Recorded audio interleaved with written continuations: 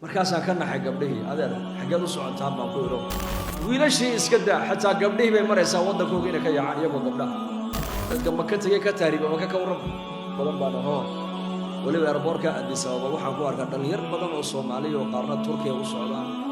qaar South America u socdaan qaar Afrikada u socdaan qaar meelo kale u socdaan kal hore Ramadaankiina waxaan ogay kuwa Soomaaliya oo intay cimrada tegeen halka ka tahriibay dadka maka tegey ka taariiba maka ka warrama ayaan darrada inagu dhacday ayaga markaasaan ka naxay gabdhihii adeer xageed u socotaan baan ku idho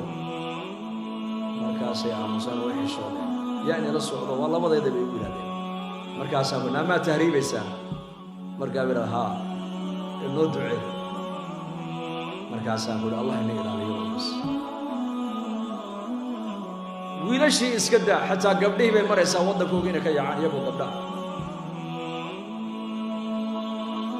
waxaan igula talinayaa nigu nasteexaynayaana ardaydii jaamacadda tihiin ee dalkan iyo dadkiisuba mustaqbalka ay ka sugayeen ilaahay horta aamina dalkiina aamina dalkeenu uu buuxa khayraad nabadaad ku seexanaysaan adduunka ma taabo aadaanka masaajid walba kaaga baxaya iyo meelshaad martaba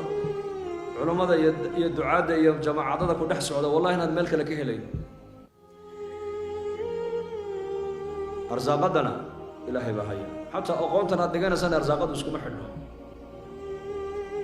maalin dhaweeto yar baa soo qaada dhaweeye yaa soo qaado wararna waa waraysto wuxuu ihi dhakhtar baan ahay buuri aawo dhakhtarnimadii baad ku shaqaysatay wuxuu ihi xaggee jirtaa buuri tanaa ilaahay ugu arsaaqaa buuri dhaweeye ayaa ilaahay beelkayga ka soo sooraa buuri tacliintu way fiican tahay hal la barto laakiin arsaaqadu kuma xidhna tacliinta dhoofkana arsaaqada kuma xidhno arsaaqada ilaahay baa haya 4 bilood ilmuhu calooshii hooye markuu ku jiray ayaa ilaahay malag soo diray 4 u qor ajashiisii arsaaqadiisii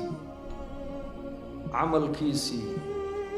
labiya dhidig wuxuu noqonaya qoro